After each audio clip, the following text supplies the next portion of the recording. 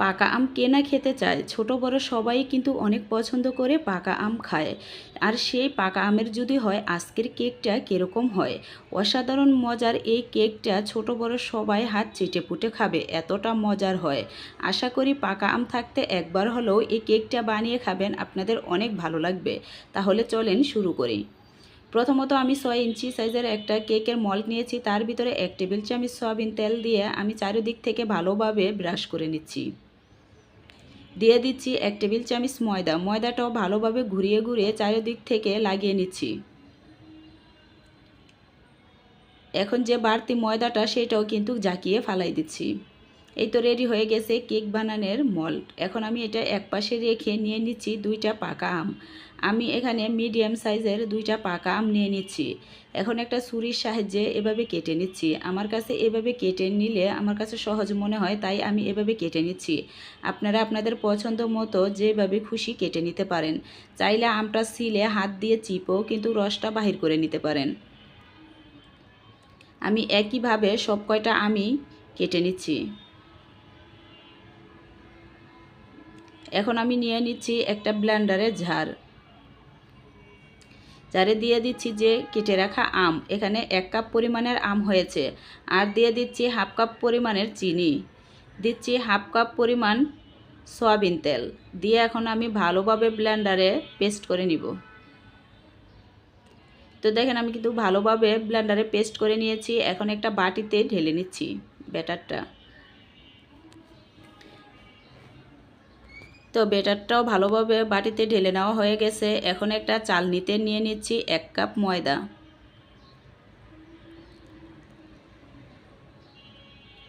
আর দিয়ে দিচ্ছি baking powder আর baking soda. সোডার পরিমাণটা অবশ্যই কম হবে।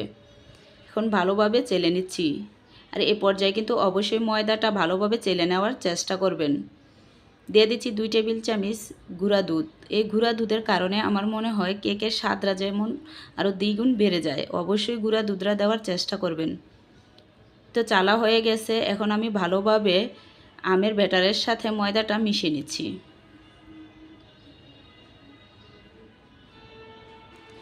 তো মিশানো হয়ে গেছে। এটা ধৈর্য সহকারে একটু সময় নিয়েই মিশাই নিতে হয়। আর চেষ্টা করবেন যত ভালোভাবে মিশিয়ে নেবেন ততই কিন্তু কেকটা ভালো হবে। দিয়ে দিচ্ছি 1 টেবিল চামচ পরিমাণের ম্যাঙ্গো ফ্লেভার, তাতে করে সুন্দর একটা ফ্লেভার আসে, খেতেও ভালো লাগে। আর দিয়ে দিচ্ছি 1 টেবিল চামচ ভিনেগার, দিয়ে আবারও আমি ভালোভাবে নেড়ে মিশিয়ে নিচ্ছি। এই কেকটা কিন্তু অসাধারণ মজার হয়, আপনাদেরকে আমি বলে বোঝাতে পারবো না যদি বাসায় বানিয়ে না খান। অবশ্যই একবার হলেও বানিয়ে খাবেন, দেখবেন এই কেকের কি যে সুন্দর একটা ফ্লেভার, তাতে করেও কিন্তু কেকটা খেতে আরও ভালো লাগে। এই তো মিশানো হয়ে গেছে। এখন আমি কেকের মল্ডে ব্যাটারটা ঢেলে নিচ্ছি।